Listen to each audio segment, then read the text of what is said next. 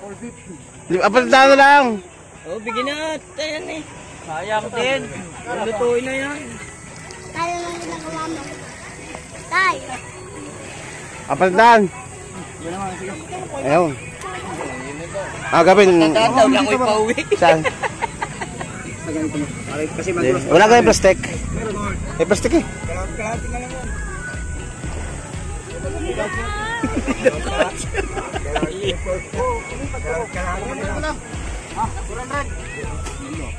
Ayun na nga ho, tayo nakadiskarte din ng pagi. Tayo ngayong Father's Day tayo nagdahagat muna din sa barangay Pinamukan. At tayo nakabili din sa mga kapatid natin badyaw ng pagi. At sabi, tinanong ko kung magkano kilo. Sabi 250 per kilo daw. Naitanong ko naman sa aking kumpare na yun pala na may pinamimigay lang sa kanila 30 ang kilo. Ayos lang. Bali rin Hawaii ang napagkasundo naming luto din ay Bicol Express na pagi nakakinunot. Kung yung ninit-net yung tanggal ng tinik.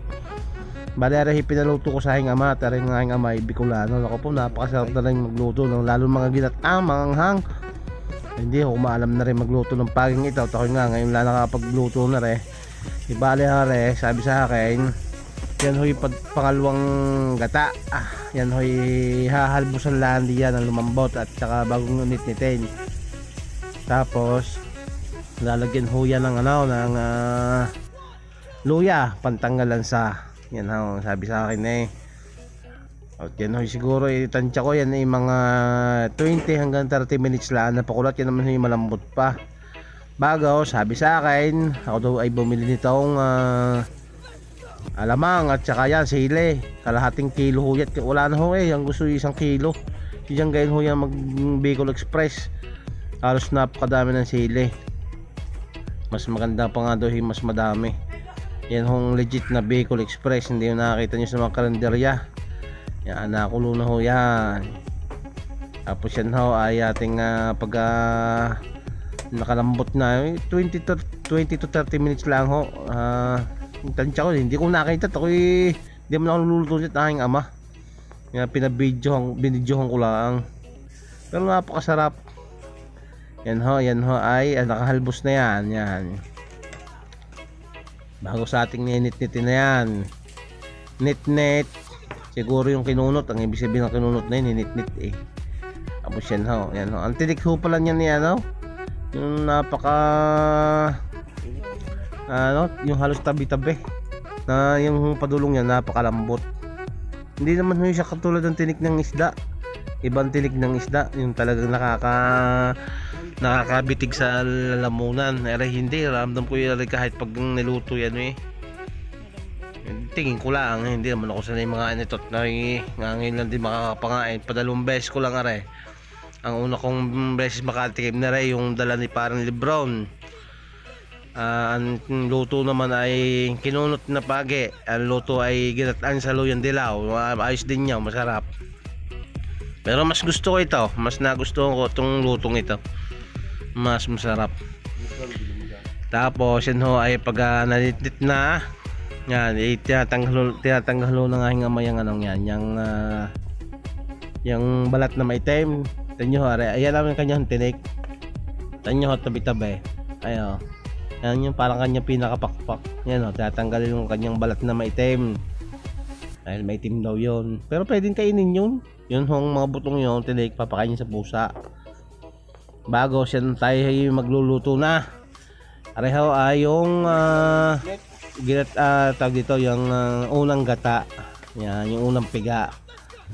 Pag yan ho buhay ng apoy. Tapos yan ho yung alamang, yan ho ay pinigaan po yan ng pinigaan yan para mabawasan yung alat. Tapos nilagay na ho natin yung bawang, sibuyas, tapos yung sili. Sabay-sabay na ho, wala nang gisa-gisa yung aking amadiyan pero napakasarap po. Wala nang yung gisa-gisa. Yan sili, nagkukulangan pa nga sa sili kung gusto yung 1 kilo wala na ho nagkakaubusan. Bali ako sa palengke ng Tabangaw nakabili niyan dahil tag dito yung dadaanan din naman namin yon. Yan nilagay na ho namin yung laman Tapos sa atin na yan po. Yan ay may iigahin, may luto na. Iigahin na lang natin yung gata. Tsaka kung titimplahan natin yung konting bitchin, paminta. At yung konting minilagyan ho na yung ama ng oyster sauce yan. Pampapula daw ng ng gata. Yan. Tapos yan ho ang bitchin, paminta.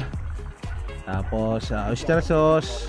Tsaka yung konting asukal, pampabalansin ng lasa. Napaka the best.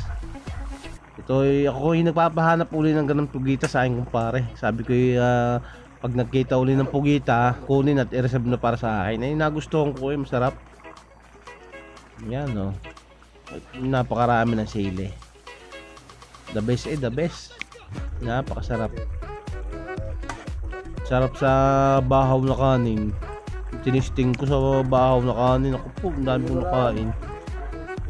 Taka sa sa sinangag nung inalmusal namin. Sarap. Champion.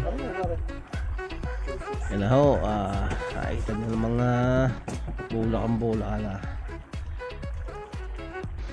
Ay pagkatapos ho na rin lutuin, ako'y naghahanap ng nagbabalik din sa amin. Ako'y taka ngayon, wala nagiinom. Kung kailan masarap ang pulutan, ay wala akong napagbigyan na rin mag-iinom. Sa amin meron, kaso nga lang nung ibinigay ko ay hindi pa nagsisimula. Hindi ko na videohan. Nag-inom sila ay medyo pahapon na. Ito yun, lahat ay na ulam. Pero tayo nagbigay din sa kahanggaan.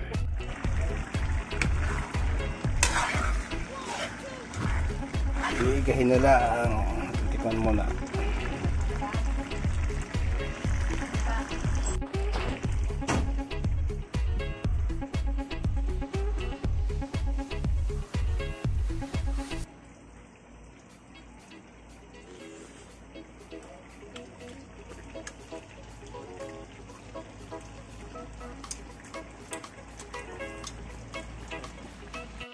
Yan, bali ho, aray nilagyan ko ng kaunting asukal, pambalansin lang ako ng lasa. At medyo lasa-lasa ko kulang ng konting tamis. Konti lang naman ho, at yun naman ho kita nyo naman, parang wala pang isang kutsara yun. Pambalansin lang ako ng lasa. Kain na ho tayo, kain na ho.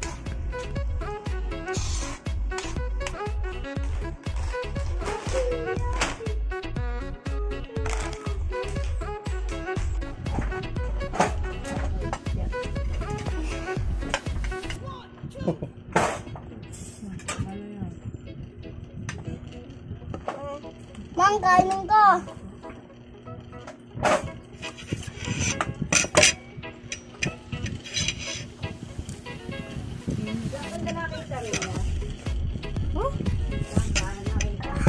Ano ko? Mali ko.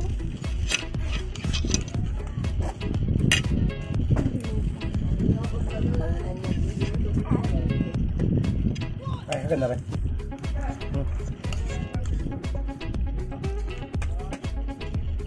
Kuya Wallace! Ano pa na? Ako na maglalagay. Hindi na kita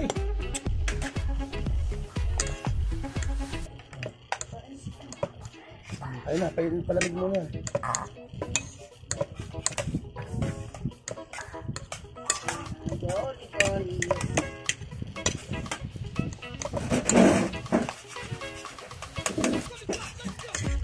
Tay,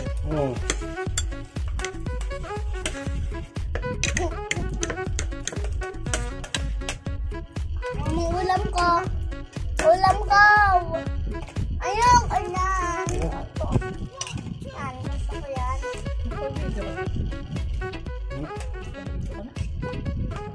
Ay, ano pala yan?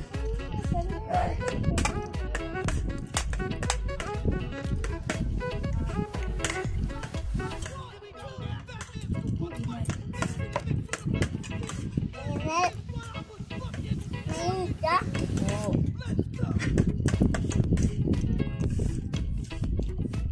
Sarap. Gusto mong pagi? Sabihin? It's so hot. Ha? It's so hot. Gusto mong pagi? Hindi. Ayoko. Bakit? Ayoko. Yan yung binili ko sa dagat? Malatag na isda.